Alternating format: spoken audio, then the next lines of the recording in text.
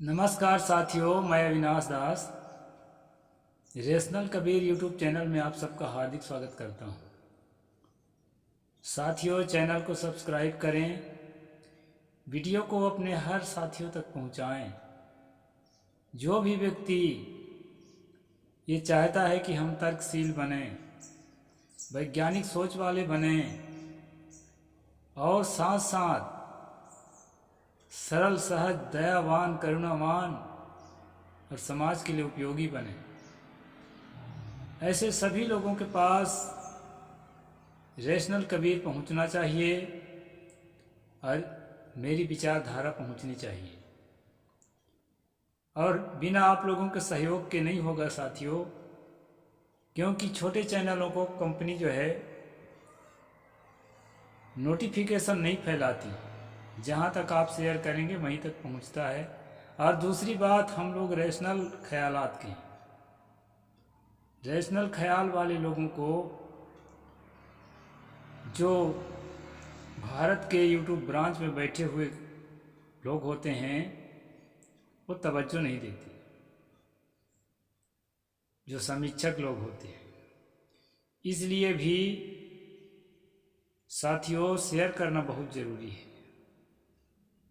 ताकि हमारा देश तर्कशील बने, वैज्ञानिक सोच बने और प्रगतिशील बने। हम जब तर्कशील होते हैं, वैज्ञानिक सोच सोचते हैं और भीतर से विनम्र और सरल होते हैं, परोपकारी होते हैं, तभी हमारा विकास होता है और हम तभी देश को विकास की गति पर ले जा सकते हैं। इसलिए साथियों, ऐसे विचारों को फैलाने में महान आवश्यकता है आप लोगों की कि आप जो है शेयर करके पहुंचाएं। आज मैं एक विषय को लेकर के आपके सामने उपस्थित हूं। कर्म का लेख मिटे नारे भाई, कोई लाख करे चतुराई, कर्म का लेख मिटे नारे भाई। ये क्या चीज है कर्म का लेख, जो मिटाए नहीं मिटता है, ऐसा इस भजन में गाया गया है। इसका क्या अर्थ है? क्या सचमुच नहीं मिटता कि मिट जाता है? साथियों, इन्हीं विषयों पर आज मैं चर्चा करूंगा। हम जब कोई काम करते हैं तो बहुत लोग देखते हैं, कुछ ऐसे काम भी हम करते हैं जिसको कोई नहीं देखता, यानी सिर्फ उसके साक्षी हम स्वयं होते हैं। तो क्या जिसके साक्षी हम स्वयं होते हैं और कोई दूसरा नहीं होता, उसकी सजा हमें मिलेगी? आपको क्या लगता है? कमेंट बॉक्स में जरूर लिखिए कि आपको क्या लगता है। दोस्तों, मैं किसी अदृश्य शक्ति पर भरोसा नहीं करता, लेकिन इस बात पर भरोसा करता हूं कि ऐसे कर्म, अच्छे या बुरे, ऐसे कर्म जिसके साक्षी हम स्वयं हैं, उसका परिणाम भी हमारे सामने आता है। हम चार लोगों के बीच रोटी बनाए, चाहे अकेले में रोटी बनाए, रोटी से जो काम होता है वो काम होगा ही, चाहे हम भले अकेले में बनाए। इसी प्रकार से दोस्तों, हम किसी भी काम को करते हैं तो सतगुरु कबीर साहिब ने कहा है, तन राता मन जात है, मन राता तन जाए, तन मन एके हुए रहे तब हंस कबीर कहा है। जिन कामों में हमारा मन लिप्त होता है, उन्हीं कामों में हमारा शरीर भी लिप्त होता है। जिन कामों में हमारा शरीर लिप्त होता है, उन काम में हमारा मन भी लिप्त होता है। तन और मन दोनों एक होकर के काम करते हैं, तब वो जो है काम परिणाम लेकर के आता है। और किसी भी काम को हम बिना तन और मन दोनों लगाए नहीं कर सकते। मन ही मन में सोचेंगे तो काम होगा नहीं, और मन में सोचेंगे ही नहीं तो भी काम होगा ही नहीं शरीर के भरोसे। इसलिए साथियों, हम अकेले में भी काम करते हैं, उसका भी परिणाम आता है। जो बड़े बड़े स्मगलर हैं, चोर हैं, डकैत हैं, गैंगस्टर हैं और बड़े बड़े धन गबन करने वाले धूर्त बेईमान लोग हैं, नेता लोग हैं, नेताओं में भी ऐसे होते हैं, आम आदमी में भी होते हैं ठग बदमाश। तो क्या आप सोचते हैं कि इनको पुलिस अगर नहीं पकड़ पाती है तो ये सुखी हो जाएंगे? कभी नहीं साथियों। तथागत बुद्ध ने कहा है कि ना अंतरिक्ष में छुप सकते, ना पहाड़ों में छुप सकते, ना समंदर के गहराइयों में छुप सकते।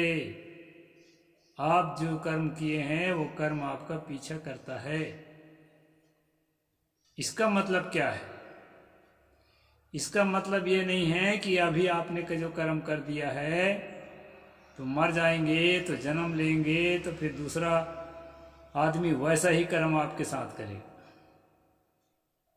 जैसे किसी को आपने पिटाई की है तो आने वाले जन्म में वो पिटाई करेगा। या किसी अंधे को आपने रास्ता बताया है, हाथ पकड़ के रोड क्रॉस कराया है, तो आप अंधे हो जाओगे, तब फिर वो आपको रोड क्रॉस कराएगा। ऐसे में तो कोई अंधे को रोड क्रॉस कराने के लिए तैयार ही नहीं होगा कि छोड़ो बाबा, मुझे अंधा होना पड़ेगा तब इसका बदला होगा। साथियों, ऐसा नहीं है। इस बात पर मैं तनिक भी भरोसा नहीं करता, लेकिन इस बात पर जरूर भरोसा करता हूं कि कर्म हमारा पीछा करता है। और कैसे पीछा करता है दोस्तों? हमारे अंदर रह के पीछा करता है। हमारे अंदर कैसे रहता है?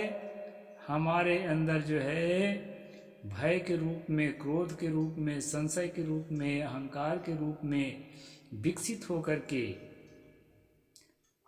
हमारा ही विनाश करता है।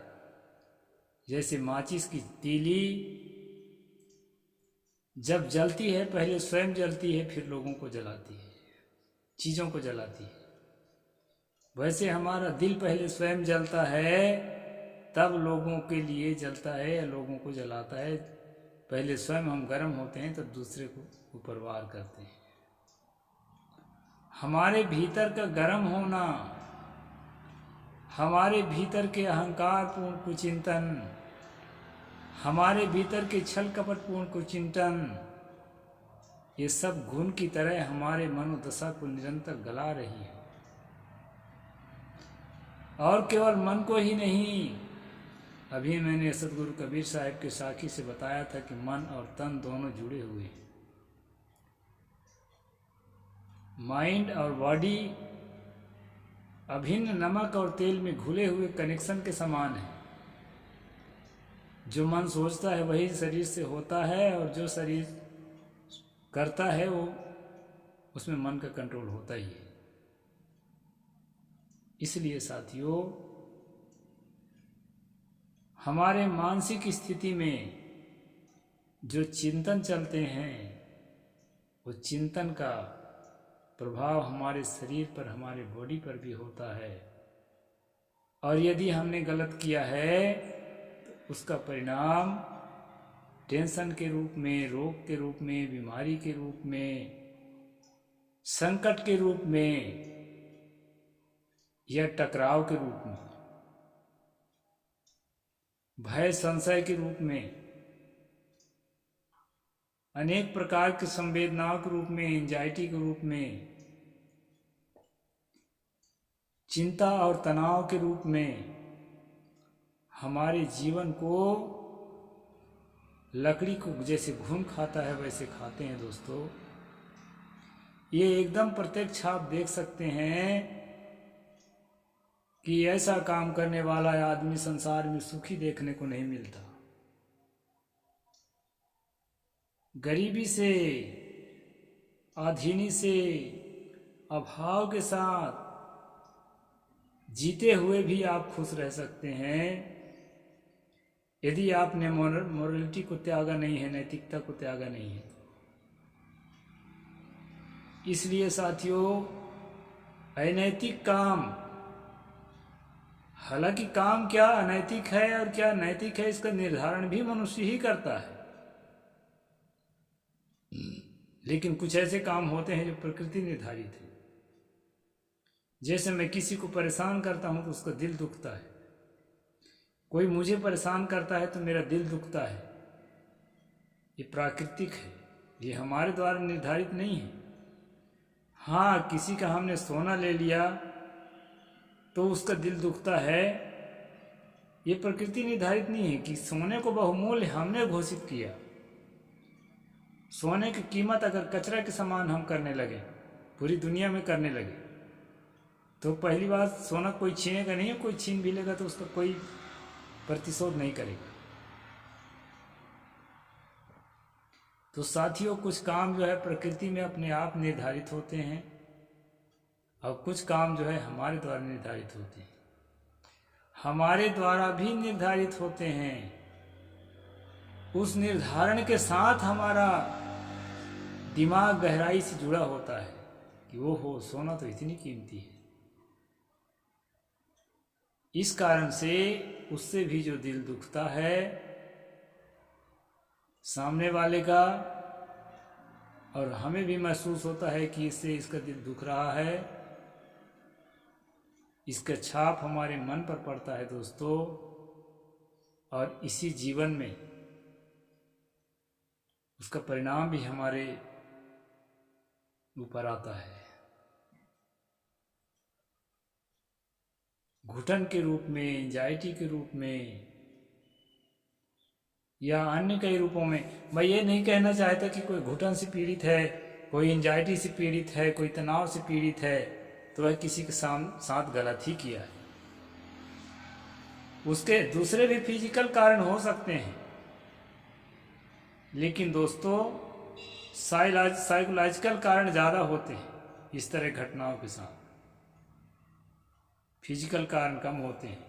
फिजिकल कारणों से भी इस प्रकार की बातें जीवन में आ सकती है।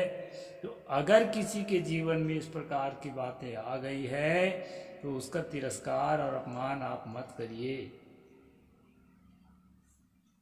हो सकता है वो किसी के प्रति बुरा न सोचा हो, भौतिक कारणों से उसको ऐसा कुछ हुआ और हमको उसका अपमान कर दिए। तो अपमान तिरस्कार ऐसी स्थिति में दूसरे का ना करें, लेकिन हमारे जीवन में ऐसी स्थिति ना आने पाए इसके लिए कर्म को ठीक करें, नैतिकता का पालन करें। चोरी न करना, झूठ न बोलना, नशीली चीज़ों को ग्रहण न करना, दूसरे प्राणियों को शक्ति चले तक सताने से बचना, व्यभिचार न करना, काम क्रोध लोभ मोह मद मत्सर के अधीन होकर के अपने आप को कुमार्ग में न ले जाना। ऐसा कुछ यदि हम कर रहे हैं जानते हुए समझते हुए, तो ये सारे कर्म जो हैं हमारे लिए सुखदायी होंगे। इसलिए साथियों, कर्म सुधार की महती आवश्यकता है।